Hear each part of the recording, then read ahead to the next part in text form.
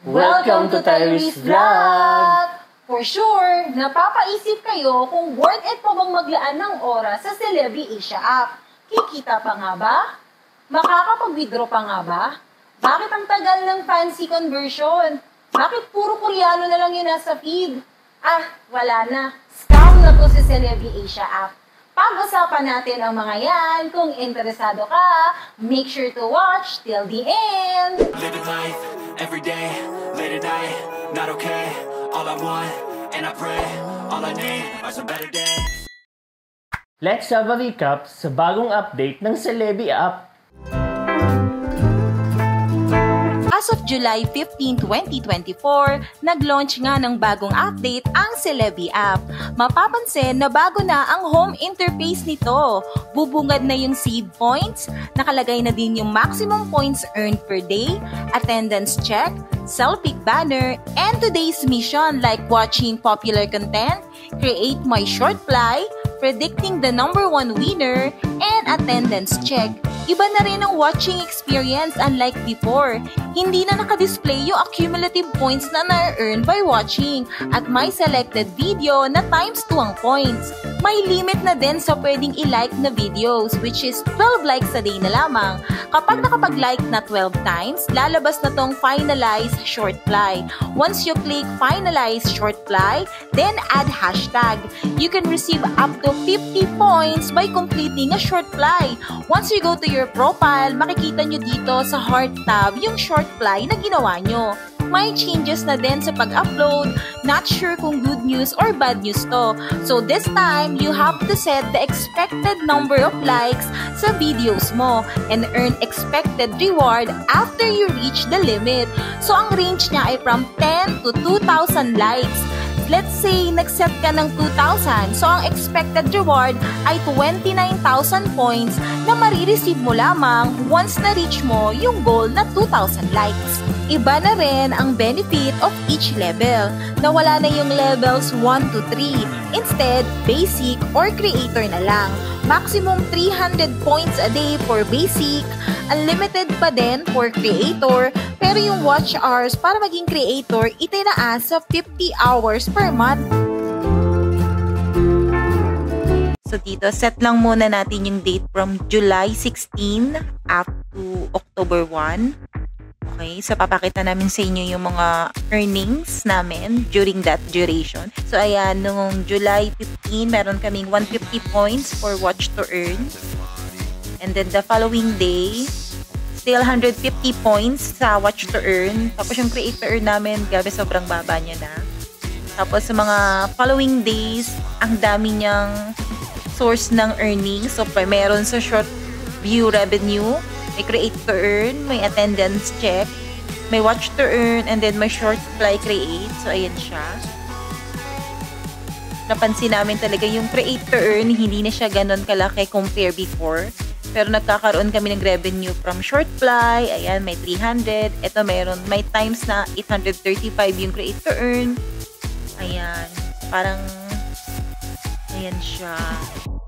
Ayan, papansin niyo yung figures. Siguro yung pinakamalaki naming nakuha ay itong 41,900.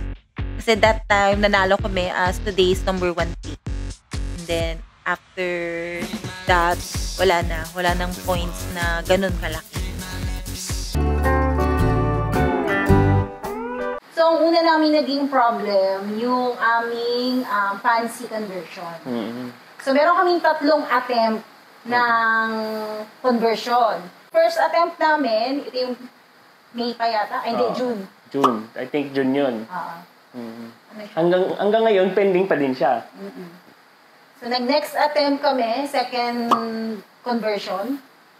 Tapos mga after ilang days pa siya, nag-successful. Yung second attempt namin, nag-successful siya. Oo. Tapos, successful yung second attempt, pero yung first attempt, pending pa din. Pending pa rin hanggang ngayon. And then we may third attempt tayo, pinaka-latest namin. Ayun, pagtingin ko sa app ko, pending pa din hanggang sa ngayon. As of now, pending pa din. So yung first at third attempt, pending. Pero yung second, nag-successful na.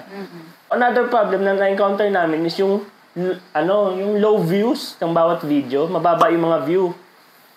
So, napapansin nyo, puro Koreans yung nasa feed ngayon ng Celebi. Parang hindi nabibigyan ng exposure yung mga Filipino creator. So, nagre-result siya sa lower views. So before, kinontak kami ng one of the Celebi employees siguro yon. Tapos inad kami sa GC na which is siya yung moderator. Para in case daw na may problem, pwede agad namin siyang i-message at mababasa niya agad at ma-relay niya agad sa Celebi. Kaso lang, hindi na ganun ka-active yung GC. So, wala nang masyadong sumasagot from the Celebi team. So, kapag may mga inquiry kami or may problem kami, dati, doon lang kami agad nagtatanong, nakakakuha kami ng sagot. Ngayon, as in, wala na kami makuhang sagot. So, worth it pa bang maglaan ng oras sa Celebi Asia app? Sa totoo lang, hindi na kami ganun ka-active sa Celebi Asia app. Oo, siguro minsan pati attendance, upload paminsan-minsan na lang ng compare dati, kasi talagang malaki yung bigayan noon. Oo, kaya ganado. Siyempre, malaki yung bigayan nun eh. Stage, kasi kami ngayon na parang 50-50 sa app. Siguro dahil ongoing pa din kami kasi meron pa kaming remaining points na hanggang ngayon hopeful kami na convert pa rin siya into peso. Pero ang tagal eh. Sana sa mga susunod na araw, magkaroon ng progress or umokay yung mga pending transaction namin sa Celebi. So kung yung sa tanong, kung makakapag-withdraw pa nga ba, actually, hindi namin alam. 50-50. 50-50, yun po talaga ang sagot. Kung kikita pa nga ba, makakapag-withdraw pa nga ba. Pero hopeful kami kasi may mga announcement sila na nilalabas. Oo, parang may nakita nga akong announcement last time. Oo, baka may inaayos lang sila sa system nila. Sana maging hopeful lang tayo na sana sa mga susunod na araw maging okay na yung pag-withdraw sa kanya. When it comes naman sa puro Koreano na yung nasa feed, in the first place, Korean platform app si Celebi. So, possible na mas pinapriority nila ngayon yung mga Koreans. Ang alam kasi namin, nagkaroon ng changes sa management. So, parang after nun, puro Korean na yung mga pinapriority. Scam na ba? Hindi ko rin naman kayo masisisi kung sa tingin nyo scam. Kasi kami, on the back of our mind, 50% parang gusto na nga namin paniwalaan na scam siya. Pero as of now, pero naglalay lang naman kami dun sa mga panahon before na kumita talaga kami sa kanya. Which is, I think, hindi naman siya scam para sa amin kasi talaga nabiyayaan kami ng malaki. Pero kung ngayon, lalo na kung bago kayong user, hindi talaga mawawala yung scam to. Doubt na scam siya. In doubt na scam siya. Kasi nga, di ba, ang tagal na, ang pending na. Kami, actually, talagang nag-aantay lang kami.